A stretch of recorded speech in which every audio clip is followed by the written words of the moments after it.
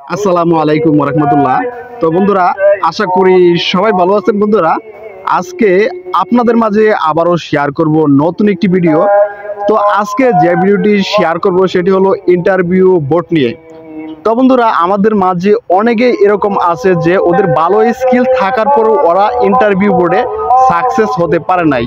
অর্থাৎ তো যখন তারা ইন্টারভিউ বোর্ড ফেস করে তখন তারা ইন্টারভিউ বোর্ড থেকে ভালো কিছু রেজাল্ট গেইন করতে পারে নাই।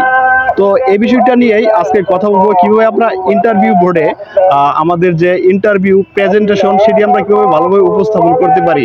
তো বন্ধুরা দেখেন, যখন আমরা কোনো ইন্টারভিউ বোর্ডে প্রেজেন্ট হই তখন আমাদের যে কনফিডেন্স লেভেল সেটি 100 থাকতে হবে।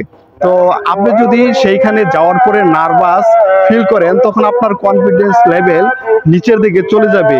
তো ইন্টারভিউ বোর্ডে ভালো কিছু করার জন্য আপনার কনফিডেন্স 100 থাকতে হবে। তো এই ইন্টারভিউ বোর্ডে এই কনফিডেন্স লেভেলকে আমরা কিভাবে 100 রাখবো। তো ইন্টারভিউ বোর্ডে যখন আমরা প্রেজেন্ট করব বা ইন্টারভিউ বোর্ডে যখন আমরা যাব তখন আমাদের যে মনের যে মাইন্ডের যে মোড সেটি চেঞ্জ করতে হবে।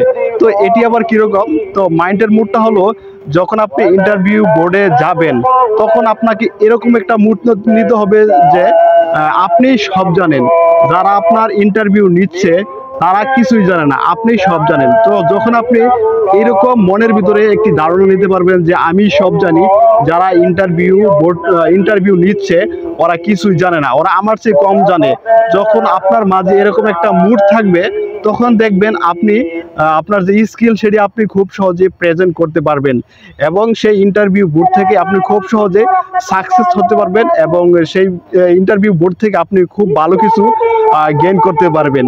তো এই বিষয়টি আজকে শেয়ার করার জন্য ভিডিওটি ক্রিয়েট করা। তো সবাই ভালো থাকবেন, সুস্থ থাকবেন। আল্লাহ হাফেজ। আসসালামু আলাইকুম ওয়া রাহমাতুল্লাহ।